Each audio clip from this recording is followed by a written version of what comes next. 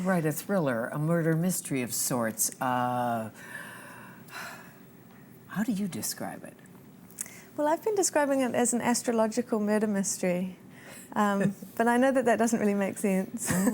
But in a way it does, because worlds crash into one another, people, great fictional characters, and it's a great pleasure to fall in love with a fictional character, as you have pointed out.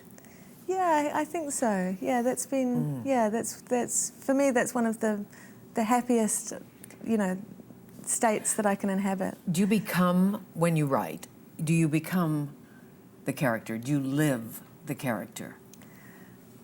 In a way. There's one character in the novel whose archetype is the planet Venus, and her name's Lydia Wells. She's a kind of a disreputable widow who arrives in the town in order to claim a fortune that was belonging to her dead husband, but it's a little bit suspect because nobody realised that he in fact was married.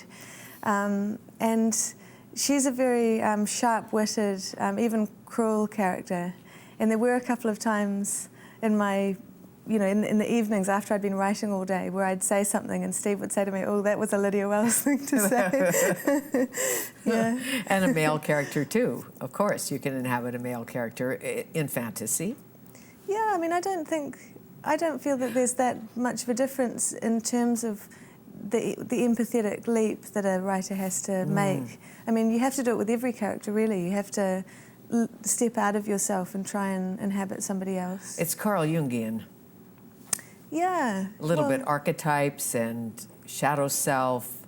Yeah, exactly. Well, he was a big astrologer, actually, Jung. Well, I mean, he had a lot of respect for an interest in astrology as a system, and in many ways, actually, the idea of it being extroverted or introverted, which are terms that he coined, yes, can be seen in the zodiac and in the interplay between the sun and the moon. Very much. The Myers-Briggs scale, Carl Jung devised that about personality types and what makes us function, so to speak. I and Thou, Martin, is it Martin Buber? Yeah, that's right, yeah. Who influenced you, or where does he fit into your work, this work? Well, I mean, this book, I and Thou, is a book of theology. It's just a beautiful book. It was almost a book of poetry, really. And it was published at the very beginning of the 20th century, I think, or maybe the end of the 19th century. And I read it just before I started writing The Luminaries, and it became kind of, for a while, the most important book in my life. You know, it just really took hold of me. And the basic philosophy behind the book is that to really, truly stand in relation to somebody else and see them as another soul, and to kind of look at them, you know, as two souls kind of looking at each other, is what he calls an I-thou relationship. So you're really kind of seeing the other person's personhood. And these relationships are incredibly rare and actually so overwhelming to inhabit that we very often will only inhabit them for a little while, even with the people we love, and then we'll have to kind of move away again. How interesting. I like the idea of the I-thou relationship. Yeah. I and thou. Yeah. I and thou work, and sometimes I and thou don't work. Now, the reviews on this, some of them have been a bit sexist, I thought. There's one on the back of the book. I believe that's where I read it.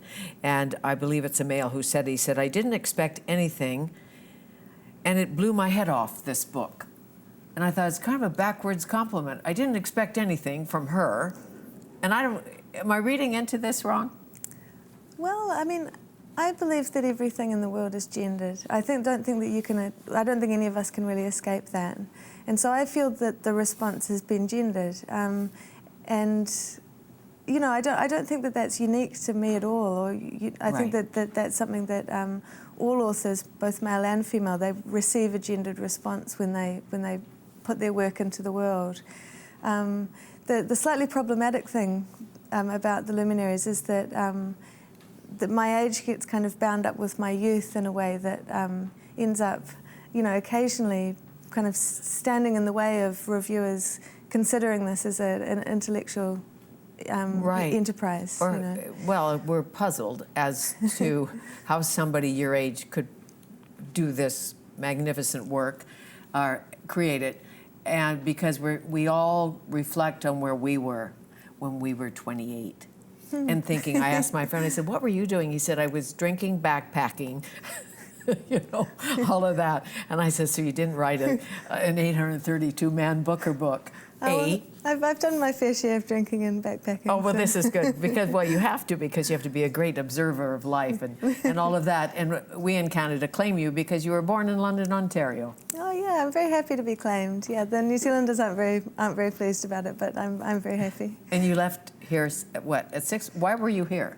Well, actually, my dad was studying at UWO. Okay. None of the rest of my family is Canadian, and he'd come over on a Commonwealth scholarship, and the Commonwealth scholarship wasn't very much money, and so they said, don't bring any children. He said, well, I already have 2 children. And they said, no, really don't. You won't have any money. And then not only did he kind of disobey them, but then he had another child when he was over there. So it was some very, very tight years. I bet. Well, I and thou have had a wonderful time. Thank you very much. I thank you, and hearty congratulations. How swell, how fabulous. And it's a big prize. This is monetarily and reputation-wise puts the pressure on, I'm sure. Oh, yeah, thank you. Just a little bit. Just Thank a little you. bit. Cheers.